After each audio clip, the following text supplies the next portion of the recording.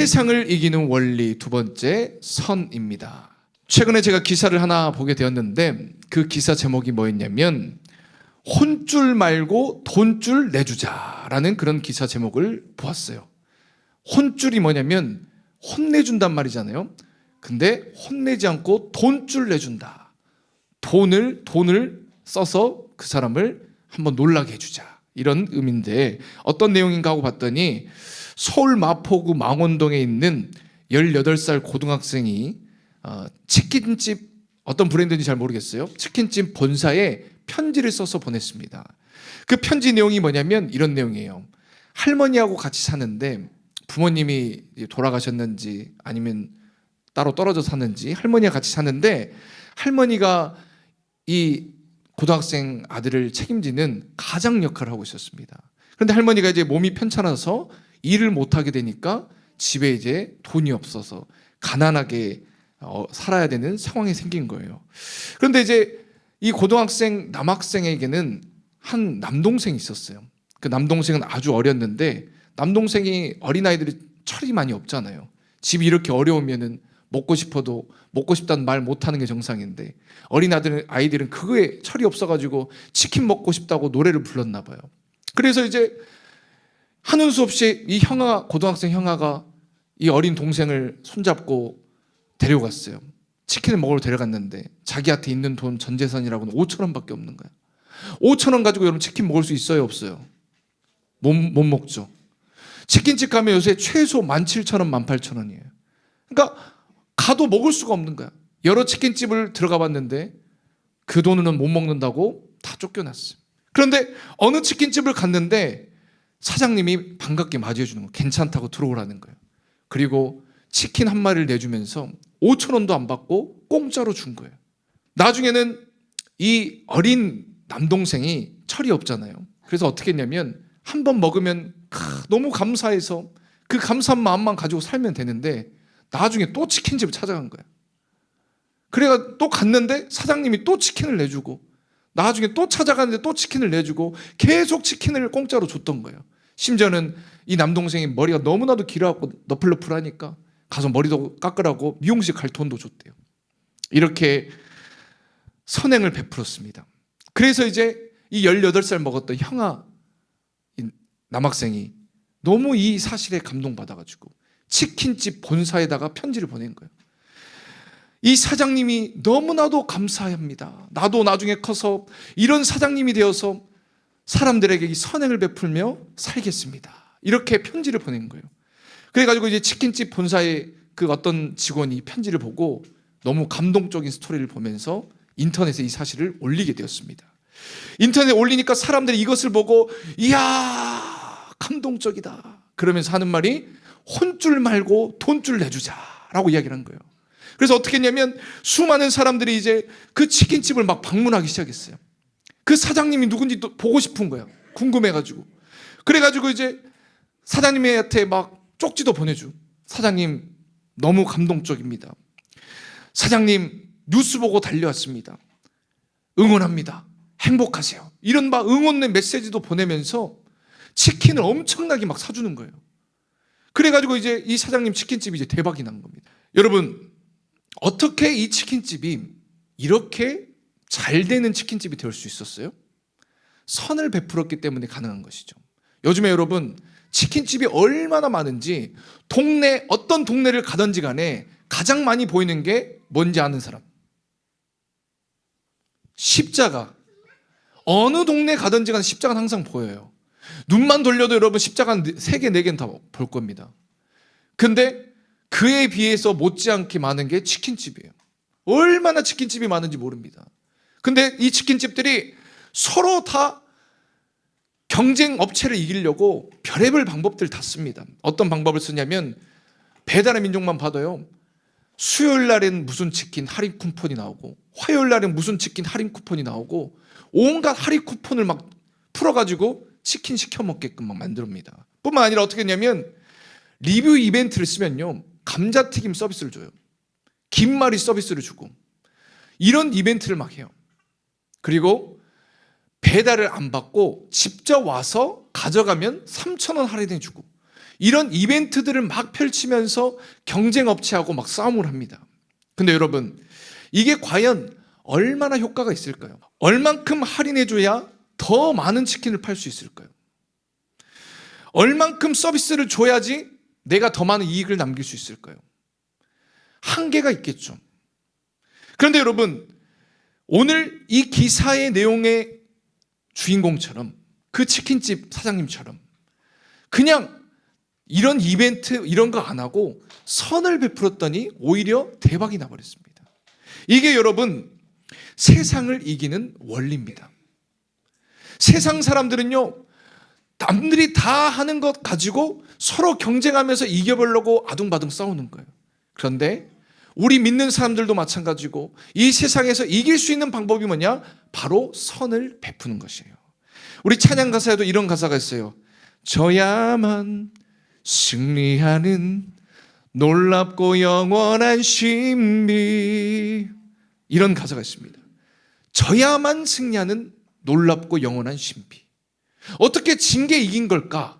이해할 수 없지만 그게 신비라는 거예요.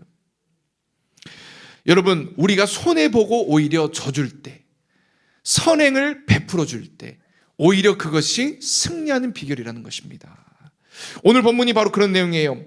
선으로 져서 승리했던 다윗의 이야기가 나옵니다. 다윗은요, 어떤 사람이었냐면 이 당시에 사울이라는 사람이 왕이었는데 사울 왕에게 충성을 다했던 충신이었습니다. 사울 곁에서 다윗은 하프를 연주하는 사람으로 들어갔어요. 사울이 가끔 이렇게 정신이 막 오락가락한 때가 있었어요. 그때 옆에서 하프를 드르릉 드르릉 켜주면서 이 이상해질 때마다 마음의 심신을 달래주는 역할을 했어요. 다윗이 얼마나 연주를 잘하는지. 그리고 다윗은 또 어떻게 했냐면 전쟁에 나가서도 지는 법이 없어요. 나갔다 하면은 다 승리하고 돌아와 버리는 거예요. 우리 지난주에도 함께 말씀 나눈 것처럼 다윗과 골리앗 싸움도 이길 수 없는 싸움인데 졌어, 이겼어요? 이겨버려. 다윗은 나가기만 하면 다 승리하고 돌아오는 거예요. 얼마나 귀한 신하입니까? 그런 충신이었어요. 그런데 여러분, 이런 다윗에게 위기가 찾아온 거예요. 어떤 위기가 찾아오냐? 전쟁에서 승리하고 돌아왔더니 이 여인들은 감정 F가 많은 것 같아. 감정에 따라 막 이렇게 움직이거든요. 좋으면은 너무나도 멋있고 좋고 막 이렇게 막 표현을 막 잘해요. 여인들이 어떻게 했냐면 이 다윗이 승리하고 돌아오니까 이런 이야기를 하는 거예요. 사무엘상 18장 7절에서 8절 말씀 받습니다. 시작.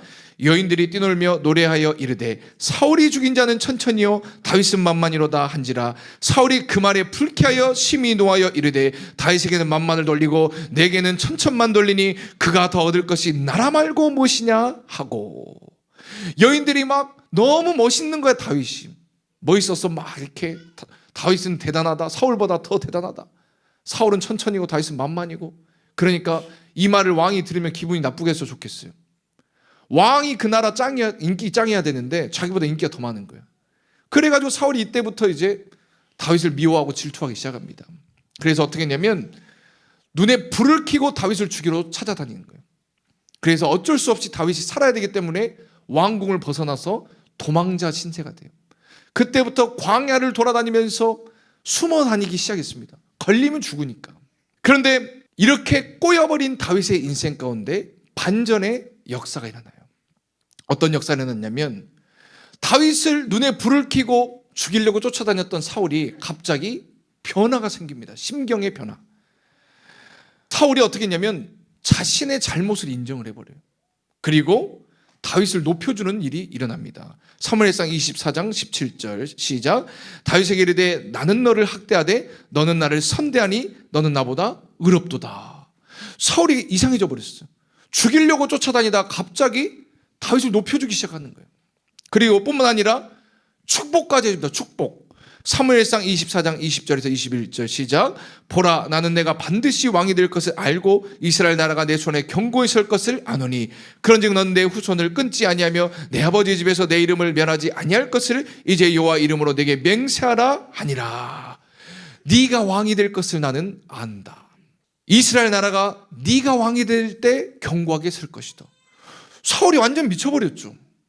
죽이려고 쫓아다니다가 갑자기 다윗을 막 높여주고 인정해주기 시작한 걸 모자라서 오히려 이제 축복까지 해주고 있는 거예요. 왜 갑자기 사울이 이렇게 바뀌어버렸을까? 왜 사울이 갑자기 다윗을 인정하고 축복하는 자리까지 나가게 되었을까?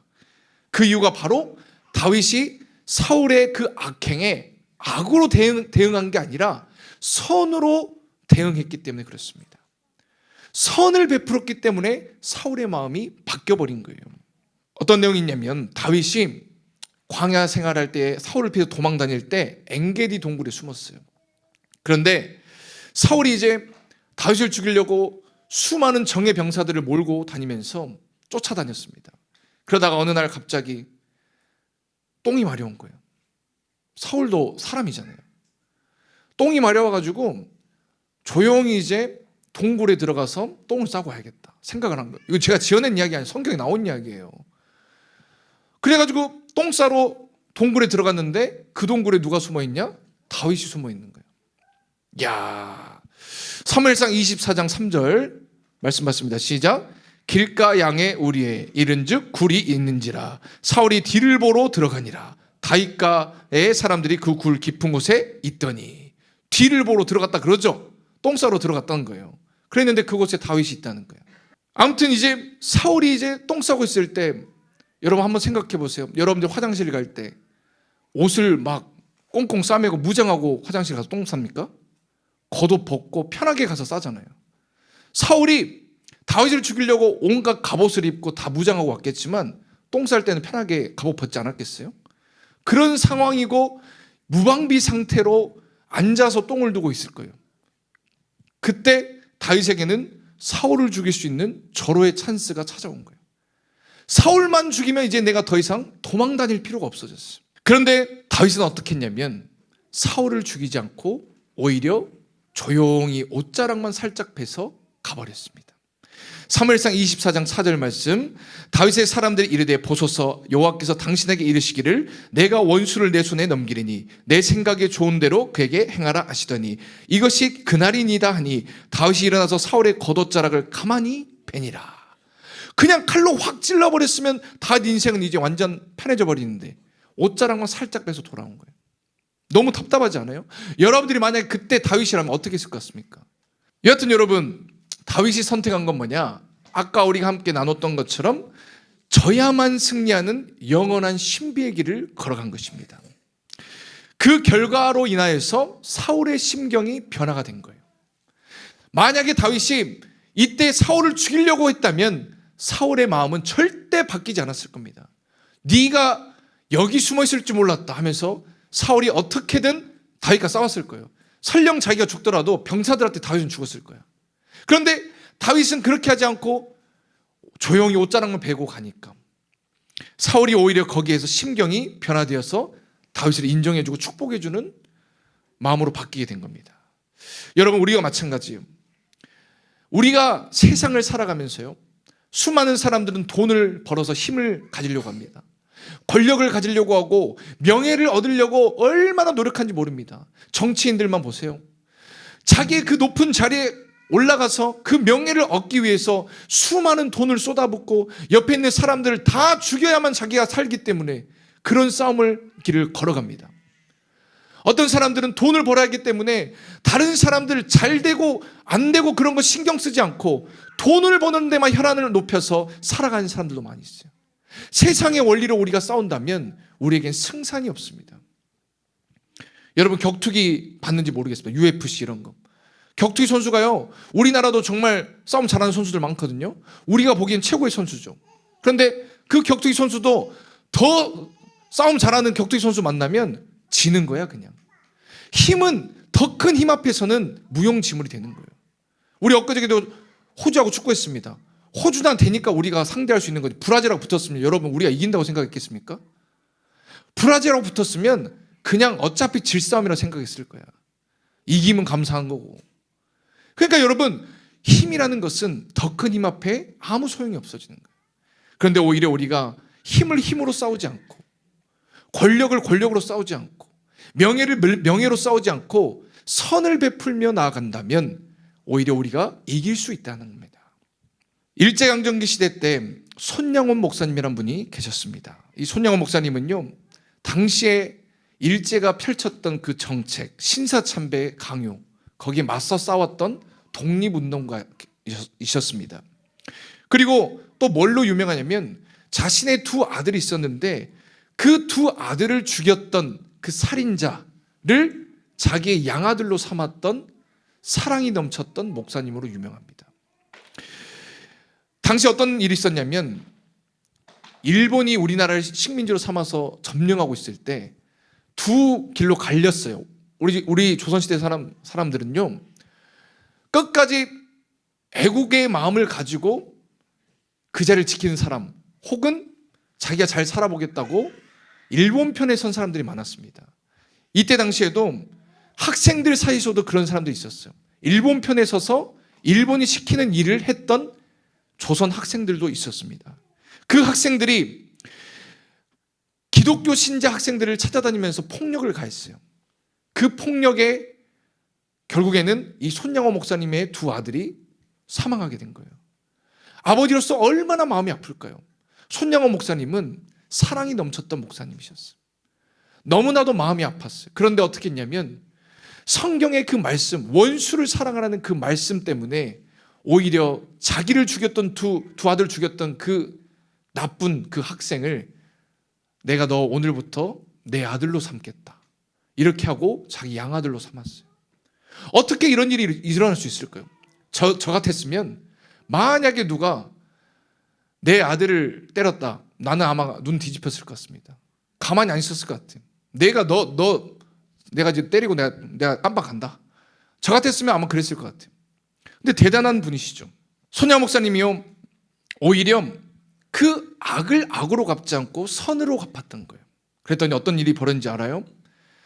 그 자기 아들을 살해했던 그 나쁜 학생, 그 학생이 양아들이 되고 나서부터 아버지에게 이제 용서를 구하게 됐어요. 내가 큰 죄를 지었습니다. 너무나도 죄송합니다. 용서해 주십시오. 용서를 구한 것으로 끝난 게 아니라 예수를 믿게 되었어요. 그리고 심지어는 목사가 되었어요. 이게 여러분 놀랍고 영원한 신비입니다. 저야만 승리하는 놀랍고 영원한 신비가 바로 이겁니다. 오히려 손양호 목사님이 그때 네가 감히 내 아들을 죽여? 나도 네를 가만히 놔두지 않겠다 하고 싸웠다면 더 이상 이 역사는 일어나지 않겠죠. 그런데 오히려 선으로 갚았더니 그 학생이 변화가 된 거예요. 그래서 여러분 데살로니가 전서 5장 15절 말씀 보면 이렇게 말합니다. 함께 말씀 받아요. 삼가 누가 누구에든지 악으로 악을 갚게 하지 말고 서로 대하든지 모든 사람을 대하든지 항상 선을 따르라. 항상 어떻게 하라고요? 선을 따라 행하는 거예요. 악을 악으로 갚지 말라는 거예요. 누군가 나에게 쌍욕을 퍼붓고 나를 힘들게 할지라도 똑같이 대응하지 말고 너는 오히려 용서해주고 선으로 대해주면 결국에 그 싸움은 내가 이기는 거예요. 여러분 우리나라에 신혼부부들이 많아요. 신혼부부들이요, 결혼하고 나면 많이 싸울까요? 아니면 안 싸울까요? 많이 싸워요. 바로 대답들이 나오시잖아요. 선생님들이 많이 싸웁니다. 왜 그러느냐? 평생 30년 인생을 자기 혼자 자기 멋대로 살아왔던 인생이야. 근데 이제 외간 남자를 만나가지고 서로 다른 인생을 살아왔던 두 사람이 같이 이제 맞춰 살려고 하니까 얼마나 힘들겠습니까? 그러니까 서로 싸우는 거예요. 저도 마찬가지예요. 저도요, 연애 3년 하고 결혼하게 되었는데 연애하는 기간부터 저는 엄청나게 싸웠습니다. 진짜 많이 싸웠어요. 왜냐? 너무 안 맞거든. 우리 아내랑 나랑 완전 반대. MBTI도 저하고 반대입니다. 저는 ENFJ인데 우리 아내는 ISFP, 그죠? 네. 완전 저하고 반대 성향인 거예요, 그냥. 그리고 치킨을 먹어도 저는 닭다리, 우리 아내는 날개. 절대 서로의 영역을 건들지 않습니다, 우리는. 이건 연애 때부터 지금 결혼 거의 10년 가까이 돼도 철칙이에요, 철칙. 절대 건들지 않아요. 왜냐? 달라, 좋아하는 분야가. 그리고 저는 해산물 좋아하는데 우리 아내는 해산물 안 먹습니다. 그래서 나는 집에서 해산물을 잘 못 먹어요. 그리고 저는 뭔가 이렇게 바로바로 탁탁 정리하면서 뭔가 끝내야 되는 성향인데 우리 아내는 그냥 그렇지 않아요. 편하게 사는 스타일이에요. 그러니까 여러분, 이렇게 다른 사람이 만나면 얼마나 많이 싸우겠냐 이 말이에요. 그러니까 요즘에 신혼부부들이요, 만나가지고 서로 자기가 옳다고 소리를 막 지르면서 싸우기 시작하는 거예요. 근데 여러분, 자기의 소리를 내면서 내가 맞고 네가 틀려 이 이야기를 계속하면서 싸우게 되잖아요. 결국 끝은 어디냐? 이혼이요. 그래서 우리나라가 이혼율이 50%가 넘는 겁니다. 근데 여러분, 오랫동안 지금 잘 살고 계시는 여러분들 부모님들은 어떻게 살아가고 계신지 알아요? 서로 이제 네가 맞네 내가 맞네 이런 싸움을 안 합니다. 서로 그 사람을 그냥 인정해주고 성질 부리면 성질 내는구나 하고 받아주고 이해해주는 거예요. 오히려 져줍니다. 그리고 나면 어떤 일이 벌어지냐? 오히려 져주고 나면 오히려 성질 낸 사람이 무한해져. 내가 괜히 성질 냈네, 미안하네 하면서 사과하게 되는 거예요. 그 단계를 거치고 나니까 지금까지 잘 살 수 있는 겁니다. 여러분, 우리가 이것도 마찬가지예요. 어떤 사람들이 나를 힘들게 할 때 내가 똑같이 그것을 악으로 갚아버린다면, 싸워버린다면 더 이상 우리는 이길 수가 없습니다. 그런데 오히려 우리가 져줘버리면 우리는 오히려 사과를 받게 되고 승리할 수 있는 거예요.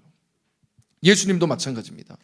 예수님도 여러분, 저와 여러분들이 뭐가 이뻐서 십자가에서 대신 죽어주고 구원하겠습니까? 우리 틈만 나면 예수님 떠나버립니다. 틈만 나면 불평불만합니다. 전혀 이쁜 구석 하나도 없는 사람들이에요.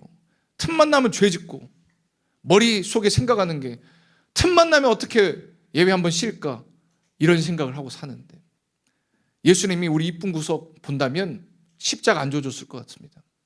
예수님이 성격이 좋은 분이 아니세요. 복음서에 보면은 쌍욕을 퍼붓잖아요. 이 독사의 새끼들 하면서 막 쌍욕을 퍼부시던 분이야. 막 다혈질이시고 막. 그런데 그 예수님께서 우리를 변화시키기 위해서 십자가의 그 낮은 자리까지 내려가신 거예요. 지는 자리까지 내려가신 거예요. 그렇기 때문에 저와 여러분들이 변화되어서 이 자리에 있을 수 있는 것입니다. 여러분, 우리가 이 세상을 살아가면서 어떤 싸움을 할 때 승리하기 위해서 힘으로 싸우는 것이 아니라 오히려 선을 베풀고 져줄 때 그 싸움에 우리가 승리할 수 있다는 걸 여러분 믿으시길 바랍니다.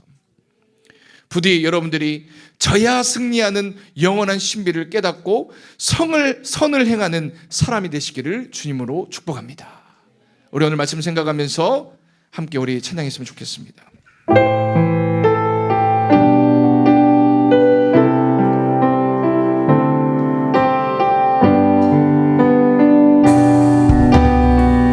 이 세상 가장 아름다운 순종의 눈물, 온 세상 다시 빛나게 한 생명의 눈물. 그가 이 땅에 오신 이유, 그가 이 땅에 오신 이유, 죽어야 살게 되고 져야만 승리하는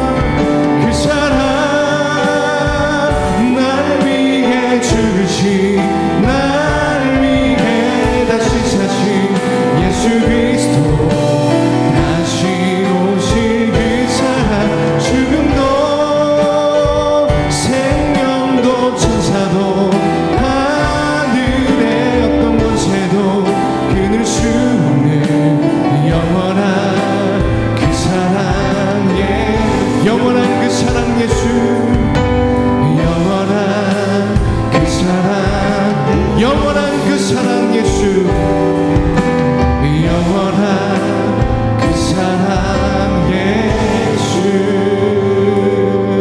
손으로 악을 이기신 여러분 되시기를 주는 축복합니다. 이제는 우리 주 예수 그리스도의 은혜와 하나님의 사랑과 성령의 교통하심이 이 세상을 살아가면서 어려운 일을 당하고 힘든 일을 당할 때에도 악을 악으로 갚지 않고 선을 베풀어 승리하기를 원합니다. 믿음으로 다짐하는 주의 백성들 머리머리 위해 이제로부터 영원토록 함께 있을지어다. 아멘.